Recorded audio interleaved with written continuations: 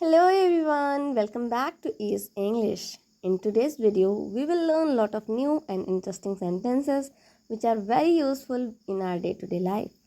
To be a fluent speaker, you have to watch the whole video and do a lot of practice with me. Guys, this is Vani Yadav and you're watching the channel Ease English. Before going to start the video, I request you all, if you are new in the channel, do subscribe to the channel. And if you are already a subscriber, then hit the like button and share the video. So without further ado, let's begin. First sentence. तुम क्या ढूंढ रहे हो? English में बोलिए. What are you looking for? What are you looking for? For example, आप घर पे बैठे हो, रूम में कोई काम कर रहे हो, आप देखते हो कि भाई आता है और वो कोई चीज़ ढूंढने लगता है, तो आप उससे पूछते हो ना कि तुम क्या ढूंढ रहे हो. आप उसको इंग्लिश में कहिए, What are you looking for? What are you looking for? Next sentence. तुम क्या सोच रहे हो? इंग्लिश में कहिए, What are you thinking? What are you thinking? For example, आप अपने फ्रेंड से मिलने गए, आपने देखा कि वो किसी गहरी सोच में डूबा हुआ है, मतलब कुछ अलग ही सोच रहा है. तो आप उसको पूछ लेते हो ना कि तुम क्या सोच रहे हो, कोई प्रॉब्लम है क्या? आप उसको इंग्लिश में पूछिए, What are you thinking? Is everything all right? Next sentence. तुम क्या कर रहे हो? पूछिए, What are you doing? What are you doing? For example, आप कोई काम कर रहे हो और उसमें हेल्प के लिए भाई को बार बार बुला रहे हो. भाई कहीं बिजी है, वो नहीं आ रहा है, वो बोल रहा है बार बार कि अभी आ रहा हूँ, अभी आ रहा हूँ. आप गए उसके पास देखने कि वो कर क्या रहा है, और देखते हो कि वो कुछ स्केचिंग कर रहा है, कुछ भी कर रहा है, तो आप उससे पूछते हो ना कि तुम कर क्या रहे हो या फिर तुम क्या कर रहे हो.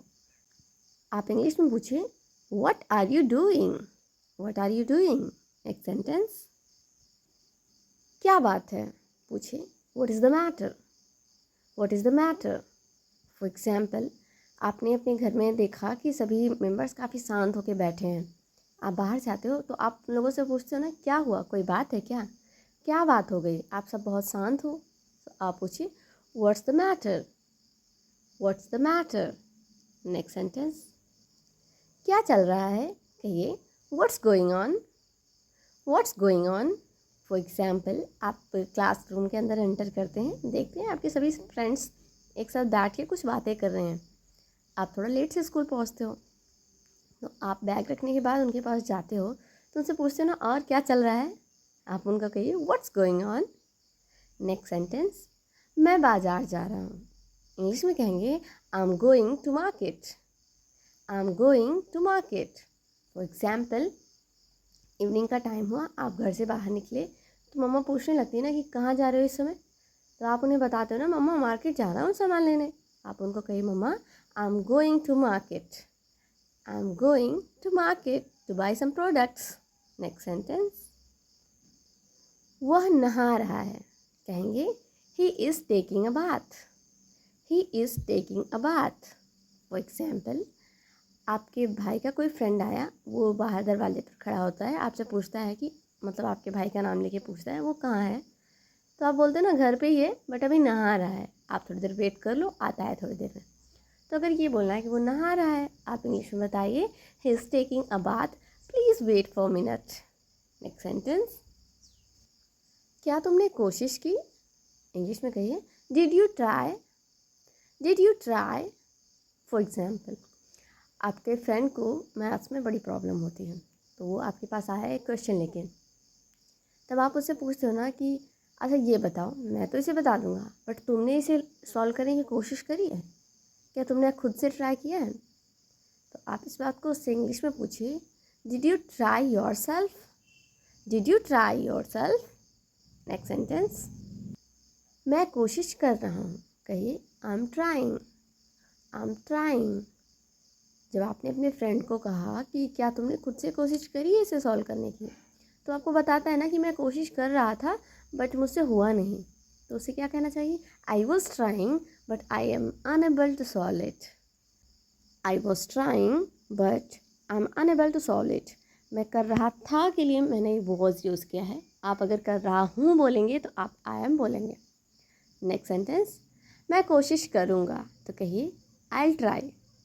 I try. फॉर एग्ज़ाम्पल, अब उसी क्वेश्चन को आपने अपने फ्रेंड को समझाया, फिर आपने कहा कि तुम एक बार खुद से ट्राई करो, हो सकता है कि तुम्हें समझ में आ जाए। तो आप उससे कहते हो कि जैसे जैसे मैंने लगाया पहले इसे अंडरस्टैंड करो, समझने की कोशिश करो, देन खुद से ट्राई करो। तो उसने कहा ठीक है मैं कोशिश करूँगा, तो उसे क्या कहना है, I will try. Next sentence, इसीलिए तो मैं तुमसे पूछ रहा हूँ, तो कहेंगे that's why I am asking you, that's why I am asking you. For example, आपका कोई क्लासमेट है, वो कल स्कूल नहीं आया था। जब आ जाता है तो वो आपसे पूछता है कि कल क्लास में क्या क्या हुआ था, तो आपको नहीं पता होता है कि वो आया था नहीं आया था। आप उससे पूछ लेते हो कि क्या तुम क्लास में नहीं आए थे, तो वो कहता है ना नहीं आया था इसीलिए तो तुमसे पूछ रहा हूँ। तो अगर ये कहना है इसीलिए तो मैं तुमसे पूछ रहा हूँ, उसे कहना है that's why I am asking to you. Next sentence, इसीलिए तो मैं जा रहा हूँ। वैसा ही सेम सेंटेंस है और सेम ट्रांसलेशन भी वैसा ही है। आप कहिए that's why I am going, that's why I am going. For example, आपको कहना है कि मेरी ट्रेन सुबह 4 बजे की है इसीलिए मैं जा रहा हूँ, तो आप कहिए my train is at 4 in the morning, that's why I am going. Next sentence, इसीलिए तो मैंने उसे पीटा। कहिए that's why I beat him, that's why I beat him. For example, कोई आपका भाई बहन है जो अपने एल्डर्स के साथ थोड़ी रूडली बात कर रहा है, बदतमीज़ी से बात कर रहा है, तब आप कह देते हो ना कि इसने बदतमीज़ी करी थी, मैंने देखा इसीलिए मैंने इसे पीटा। तो आप कहिए that's why I beat him. Next sentence, उसका कोई भरोसा नहीं है। इंग्लिश में बोलेंगे he is not reliable, he is not reliable.